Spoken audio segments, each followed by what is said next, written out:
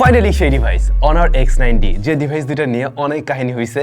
যেমন আমরা অলরেডি এই স্মার্টফোন খুলেও দেখেছি ফোনটা কিভাবে তৈরি, ভিতরে কি কি রয়েছে। ফাইনালি অনেকদিন পরে একটা ডিসঅ্যাসেম্বল ভিডিও আপনারা আমাদের চ্যানেল থেকে পেয়েছিলেন। আর এই ডিভাইসটার আবার আমরা একটু ট্রাই করছিলাম যে কাদার মধ্যে আসলে ও সার্ভাইভ করতে পারে কিনা, যেহেতু কোম্পানি ক্লেম করে যে এই ফোনটাতে আইপি রেটিং ভালো আছে, প্লাস কাদার হাতা ঢোকার পসিবিলিটি নেই। পানি টেনে দিয়ে তো অনেক চেক হয়েছে। এরপরে আমাদের টাইজো ভাই সে আবার এটা একটু কাদার মধ্যেও টেস্ট করে দেখছিল কি অবস্থা।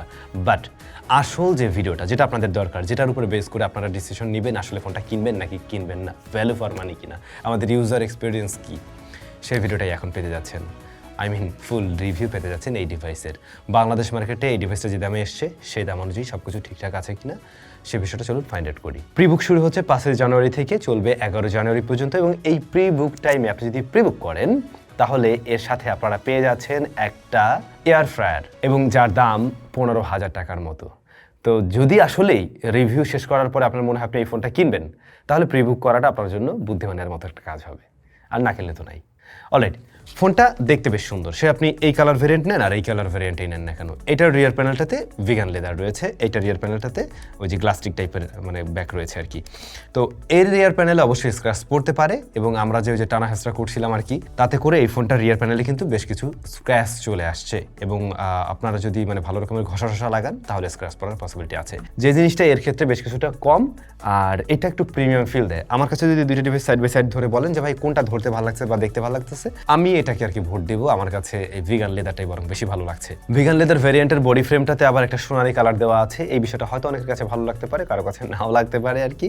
তবে এটা প্লাস্টিকে তৈরি, এটা অবশ্যই মাথায় রাখবেন। বিশেষ করে ভালো লাগবে অনেকের কাছে হয়তো ক্যামেরা মডিউলটি। এইটার ডিজাইনটা একটু ফ্ল্যাগশিপ প্রিমিয়াম ক্যাটাগরির স্মার্টফোনের সাথে অনেকটাই মিল রাখে, সে জায়গা থেকে দেখতে ভালো লাগছে। আবার ফোনের যদি আমরা সামনের দিকটাতে চলে আসি, হ্যাঁ ডিসপ্লে সাইডের কথাই বলছি, সে জায়গা থেকেও কিন্তু ফোনটাকে সেমি ফ্ল্যাগশিপ টাইপের বা হাই মিড রেঞ্জ প্রাইস পয়েন্টের একটা ডিভাইসের মতো বলেই মনে হবে। যেমন লোয়ার চিন বিশেষ করে একদমই সিমেট্রিক্যাল রেখেছে ওরা। ওভারঅল প্রত্যেকটা চিন বেজলই কিন্তু একেবারেই ন্যারো এবং সিমেট্রিক্যাল। দ্যাটস ওয়াই এই ফোনটার ডিসপ্লেটা দেখতেই বেশ ভালো লাগবে এবং আপনাকে একটা প্রিমিয়াম সেগমেন্টের স্মার্টফোনের মতোই ফিল দিতে পারবে। ট্রু, ফোনটা এমনিতে এক হাতে নিয়ে ব্যবহার করার জন্য একদমই উপযোগী। অনেক বেশি ভারীও না, আবার অনেক বেশি বড়ও না। আর সেই সাথে আইপি রেটিং এর ব্যাপারগুলো তো দেখলেনই যে আইপি রেটিংটা আসলে এটাতে ঠিকঠাকভাবে ওয়ার্ক করছে। সুতরাং যাদের ওরকম জায়গায় একটু ব্যবহার করতে হয়, পানি টেনে ঢোকার পসিবিলিটি আছে বা খুব একটা যত্নশীল আপনি না, তাদের ক্ষেত্রে এটা হয়তো একটা বাড়তি সুবিধা হিসেবে থাকবে। জাস্ট বাড়তি সুবিধা হিসেবে থাকবে। ওই বিষয়ে দেখেই একটা স্মার্টফোন কেনার কোনো মানে নেই, আবারও বলছি। আচ্ছা, আমার কাছে যে জিনিসটা পার্সোনালি বেশি ভালো লেগেছে ওটা নিয়ে যদি ফার্স্টে কথা বলি, ডিসপ্লেটা 6.79 ইঞ্চের এই প্যানেলটা অ্যামোলেড প্যানেল, 120 হার্টজ পর্যন্ত হাই রিফ্রেশ রেট দেয়। আমাদের টেস্টে সে 120 হার্টজ পর্যন্ত ঠিকভাবেই পুশ করতে পারছে মোস্টলি। কিছু কিছু অ্যাপের ক্ষেত্রে আমরা 90-তে লক করতে দেখেছি, এর উপরে আসছিল না। বেশিরভাগ অ্যাপের ক্ষেত্রে এটা 120 হার্টজ পর্যন্ত আসে। আর এটাতে অবশ্যই হাই পিডব্লিউএম ডিমিং সাপোর্ট করছে, HDR এর সাপোর্ট রয়েছে এবং 6000 নিটস পিক ব্রাইটনেস রয়েছে বলে কোম্পানি ক্লেম করে। এখন এই পিক ব্রাইটনেসের ব্যাপারটা তো জানেনই, যে এটা সব জায়গায় একসাথে 6000 নিটস দেখাবে না, হয়তো কোনো কোনো ক্ষেত্রে HDR এর ক্ষেত্রে সে সর্বোচ্চ ব্রাইটনেস ওরকম দেখাতে পারে। বাট হ্যাঁ, আসলে আউটডোরে ব্যবহার করতে গিয়ে আমাদের প্রবলেম হয় না, এটাও সত্যি। আউটডোরে বেশ ভালো রকমের ভিজিবিলিটি দিতে পারে, স্ট্রাগল ফ্রি ব্যবহার করা যায়। সে আপনি যদি ছবি তোলেন কিংবা নর্মালি ব্যবহার করেন। এখন নিশ্চয়ই সূর্যের ভিতরে গিয়ে আপনি এইভাবে ভিডিও দেখবেন না, সেই ক্ষেত্রে আপনার কাছে স্টিল স্ট্রাগল মনে হবে, তখন রিফ্লেকশনের ব্যাপারটাও আসে। আসলে এই ডিসপ্লেটা বেশ ইমার্সিভ একটা ভিউ দেয়, যেহেতু সব দিক থেকে একটা সিমেট্রিক্যাল টাইপের একটা ব্যাপার স্যাপার আছে। টপ সেন্টারে পাঁচল কাটআউট আছে, ওটাও অনেক বেশি বড় না। আর ডিসপ্লের কালারের প্রোডাকশন একটু ভাইব্রেন্টের দিকে, একটু পপড আপ, দেখতে সুন্দর লাগে আর কি। প্লাস যারা মাল্টিমিডিয়া কনজাম্পশন করবেন তাদের কাছেও ভালো লাগবে সবকিছু মিলেই। এটাতে স্টেরিও স্পিকার আছে এবং দুদিক থেকে অলমোস্ট ব্যালেন্স টাইপের একটা সাউন্ড দেয়, যথেষ্ট লাউড ক্লিয়ার সাউন্ড, ডিস্টরশন নেই। একটু ডেপথ আর একটু বেটার হলে আরো বেশি ভালো লাগতো। তারপরেও আমি ওটাই বলবো, যারা মাল্টিমিডিয়া কনজাম্পশন করবেন তারা এই সাউন্ড আর ডিসপ্লে কোয়ালিটি মিলে একটা বেটার এক্সপিরিয়েন্সের থেকে নিতে পারবেন। এই ফোনটাতে আন্ডার ডিসপ্লে ফিঙ্গারপ্রিন্ট স্ক্যানার আছে, যা আমার কাছে পার্সোনালি বেশ কিছুটা নিজ দিকে মনে হয়, এবং আমার মনে হয় যে এখানে একটু হাত নিতে প্রথম দিকে যখন প্রথম ফোনটা কিনবেন আপনার কাছে একটু প্যারা লাগতে পারে। এটা আর একটু উপরের পজিশনে দিলে পরে ওটা আমাদের জন্য সুবিধা হয়। একবার ঠিকভাবে পৌঁছতে পারলে আর কি এটা আনলক করতে পারছে ঠিকঠাক। কিন্তু এটা আল্ট্রাসনিক না, এটা একটা অপটিক্যাল সেন্সর। দ্যাটস ওয়াই আমরা কিছুটা ডিলে লক্ষ্য করি এখানে আল্ট্রাসনিকের তুলনায়। এবারে তাহলে একটু ক্যামেরাতে আসা যাক।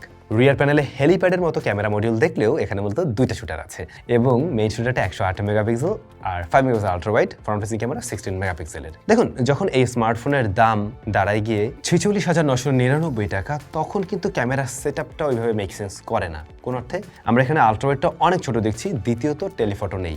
এরকম প্রাইস পয়েন্টে এখন হ্যাঁ গ্রে মার্কেটে টেলিফটো অ্যাভেলেবেল আছে, আনঅফিসিয়াল মার্কেটে অ্যাভেলেবেল আছে, সেটা ঠিক আছে, বাট অফিসিয়াল মার্কেটে দিতে পারলে তখন সে নিজেকে ওইভাবে ইউনিক জায়গায় নিতে পারতো, আইদার এর আলট্রাওয়াইডটাই আরও বড়সড় আরও বেটার কিছু দিতে পারতো, তাহলে গিয়ে আমরা এই কমপ্লেনগুলো করার মতো সুযোগ পেতাম না। এখন দাম অনুযায়ী ক্যামেরা সেটআপটা আমার কাছে মেক সেন্স করছে না, এটা আমার কাছে স্টিল ছোট মনে হচ্ছে। আর ফ্রন্ট ফেসিং ক্যামেরাটা হচ্ছে গিয়ে 16 মেগাপিক্সেল, এটাও আমাদের মানে ওইভাবে কমই মনে হয়। মানে মেগাপিক্সেল আসলে ছবির কোয়ালিটিকে কাউন্ট করে না বা ওরকম ব্যাপার না, তারপরেও যখন একটু বড় সড়ো হয় তখন আপনি চাইলে ছবিটাকে একটু বড় করেও কাজে লাগাতে পারবেন বা একটু জুম করলেও ডিটেলড মনে হয়, ওরকম কিছু বিষয় থাকে। এমনিতে মেইন শুটারটা 108 মেগাপিক্সেল, এটা বেশ বড় সড়োই, প্রপার লাইটিং কন্ডিশনে শার্পনেস ডিটেল ভালো রাখে এবং প্রসেসিংও ভালো। ছবিগুলো একটু কালারফুল, কিছুটা ভাইব্রেন্ট, ওভার স্যাচুরেশন ওই ধরনের কোনো ইস্যু আমরা পাইনি, ওভার কন্ট্রাস্টি হওয়ার প্রবণতা নেই, কন্ট্রাস্ট লেভেল বরং ঠিকঠাকই আছে। বেশ ব্রাইট অ্যান্ড ক্রিস্প টাইপের ছবি দিতে পারে এই স্মার্টফোনটি। হাইলাইট ব্যালেন্সিংও যথেষ্ট ভালো করছে এই ডিভাইস।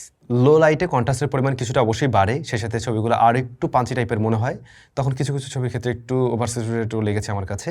তবে সোশ্যাল মিডিয়া রেডি টাইপ ছবি বলা যেতে পারে, এগুলোকে তেমন কোনো হাতটা দেওয়ার প্রয়োজন হবে না, জাস্ট আপলোড করলেই চলবে। বাট হ্যাঁ, স্টাডি হাতে কিছু সময়ের জন্য একটু ধরে রাখতে হবে, যেহেতু একটু টাইম নেয় লং এক্সপোজারে। তবে পাঞ্চি করে ছবি যে সবসময় দিচ্ছে এমন নয়, কিছুটা লাইটিং সিনারির উপরে ছবির কালার একটু চেঞ্জ হয়।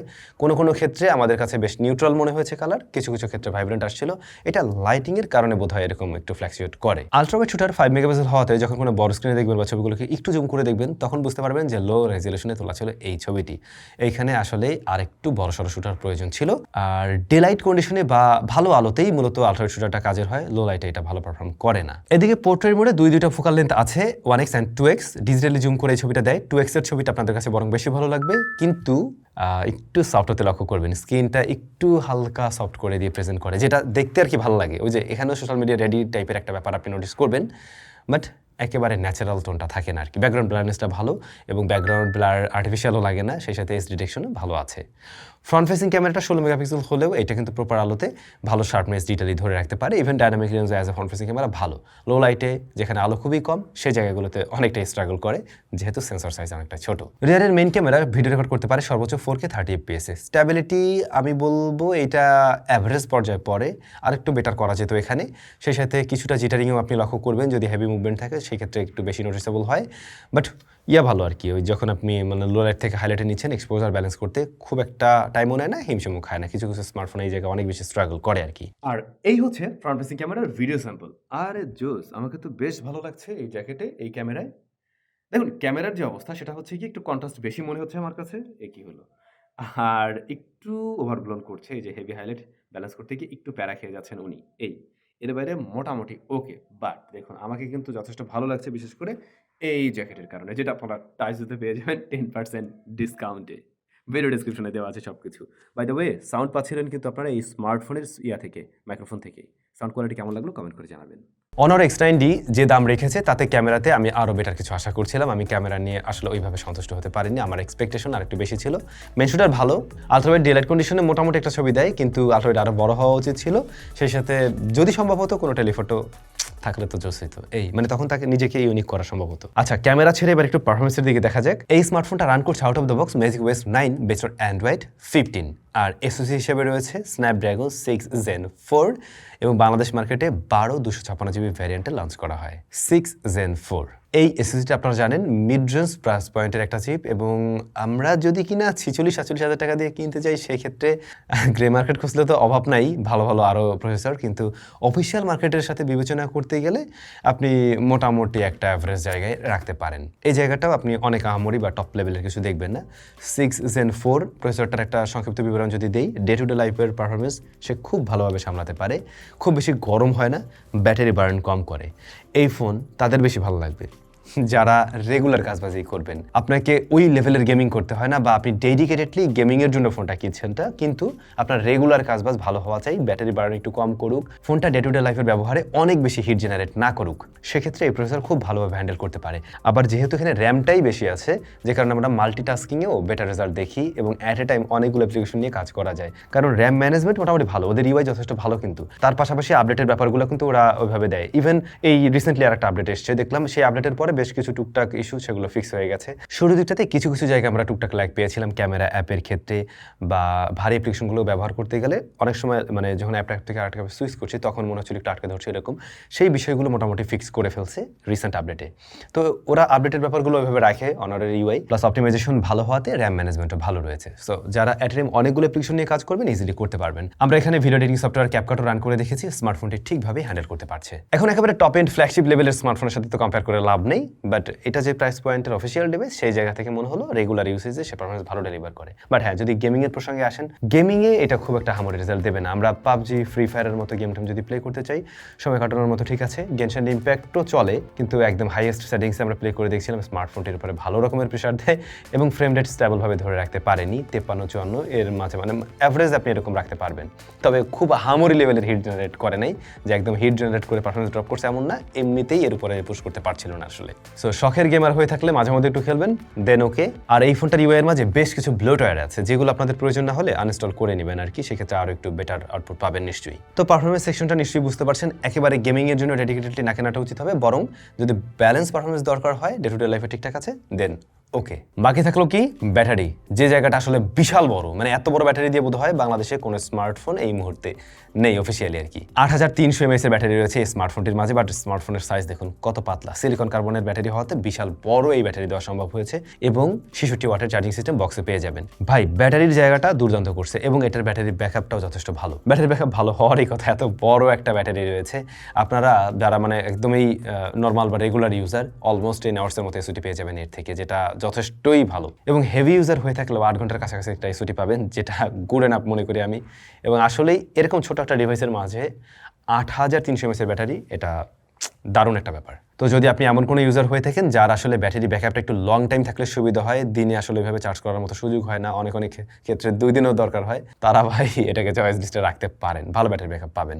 কিন্তু যদি এমন মনে হয় আপনার যে আমরা ততদিন 5000 mAh ব্যাটারি ব্যবহার করে আসছি, তো 5000-এর মোটামুটি ডাবল হতো এটা প্রায় বলতে গেলে 8000 প্লাস প্লাস, তো সেক্ষেত্রে আমি একদম ওরকম লেভেলের ব্যাটারি ব্যাকআপ পাবো না, ওরকম না, কিন্তু 1.5 দিনের মতো একটা ব্যাকআপ পাওয়া সম্ভব ঠিকভাবেই। প্রয়োজনীয় বাকি সেন্সরসগুলো আছে সেগুলো ঠিকভাবে ওয়ার্ক করছে, জাইরোস্কোপ সেন্সরটিও রয়েছে এবং সেটাও পারফেক্টলি ওয়ার্ক করছে।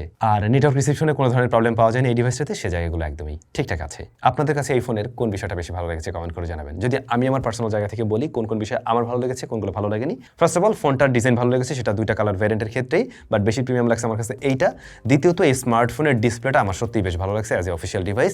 তৃতীয়ত এটার ব্যাটারি, সেই জায়গাটা আমার খুবই ভালো লেগেছে। চতুর্থ নাম্বার হলো এইটাতে আমরা দামটা আপাতত বাদ দেই, যে এসওসিটা রয়েছে সেই এসওসিটা একটা ব্যালেন্স পারফরমেন্স দিতে পারে এবং খুব একটা হিট জেনারেট করে না, ব্যাটারি বার্ন কম করে, সেই জায়গাটা আমার ভালো লাগছে। তবে দাম অনুযায়ী এসওসির পারফরমেন্সের কমতির জায়গা হলো গেমিং সেকশনে, আর কমতির জায়গা হলো আলট্রা ওয়াইডটা আর একটু বড় করা উচিত ছিল, প্লাস একটা টেলিফোটো থাকলে একদম পারফেক্ট হয়ে যেত। আরও একটা বিষয় আমি যোগ করব, এই ফোনটার দাম অন্তত আরও 4 থেকে 5 হাজার টাকা কম হওয়া উচিত ছিল অবশ্যই, প্লাস এইটার 256GB ভ্যারিয়েন্টের একটা যদি ফোন থাকতো তাহলে ওইটার দাম নিশ্চয়ই আরও অনেকটা কম হতো। সেরকম কিছু একটা থাকলে অনেকের জন্য সুবিধা হতো।